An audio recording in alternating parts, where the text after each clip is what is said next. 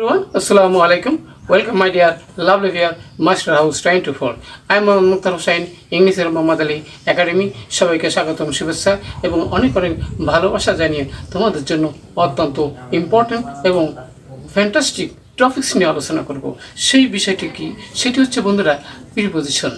How to use preposition in English grammar for 6 থেকে 12 ক্লাসে যারা আছো সবার কিন্তু ভেরি ইম্পর্টেন্ট, স্পেশালি তোমরা যারা HSC পরীক্ষা 2023 তোমরা পরীক্ষা দেবা, তোমাদের জন্য আজকে স্পেশাল তোমাদের রিকোয়েস্টের ভিডিও। সে বিষয়টি হচ্ছে অবশ্যই তোমরা জানতে পেরেছো যে প্রিপোজিশন কীভাবে আমরা ইউজ করতে পারি, আমরা যে কোনো পরীক্ষায় যাতে 5 and 5 পেতে পারি। আজকের ভিডিওতে প্রথম থেকে শেষ পর্যন্ত তোমাদের থাকো আমার সাথে। তোমরা যারা আমার চ্যানেলে নতুন রয়েছো অবশ্যই চ্যানেলটি সাবস্ক্রাইব করবে। কেন সাবস্ক্রাইব করে তোমাদের মোবাইল, ল্যাপটপ, কম্পিউটারে নোটিফিকেশন পেয়ে যাবে। আর যারা সাবস্ক্রাইব করো, thank you so much. So no more talk, now go to our whiteboard, try to understand today's lesson. Preposition, how to use, how to write in English grammar. So get started. Hello my dear lovely viewers, I will also know how to use preposition in English grammar. Gap filling super tips with clues আমি বলতে পারি for HSC or HSC 2023 and 2024 6 থেকে 12 ক্লাসে যারা রয়েছে সবার কিন্তু এই প্রিপোজিশন কমন রয়েছে। আর আমাদের ধারাবাহিক ক্লাস এপিসোড 16 অর্থাৎ 16তম।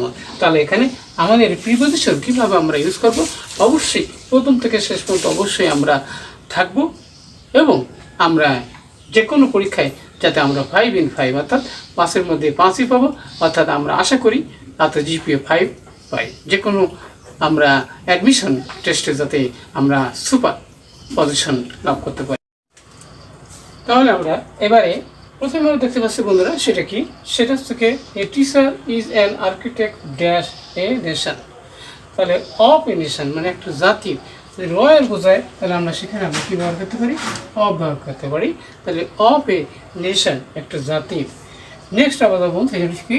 হি plays an important role dash building up an educated nation. তাহলে এখানে ইন বিল্ডিং হবে, অর্থাৎ প্রিপোজিশন এরপর ভাবের সাথে আইএনজি হয়, সেটা আমরা জানি। তাহলে সেখানে আমরা ব্যবহার করবো কি?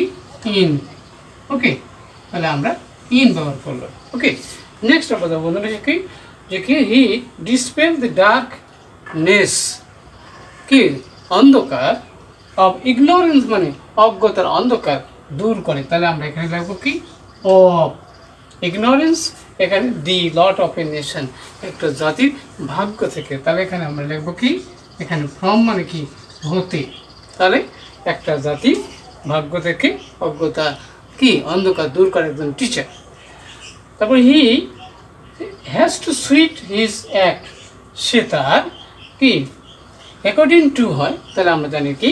অ্যাকর্ডিং টু মানে অনুসারে। Okay, according to the need of his কি অডিয়েন্স, তার অডিয়েন্সের চাহিদা অনুযায়ী which is in his class, তার ক্লাসের মধ্যে।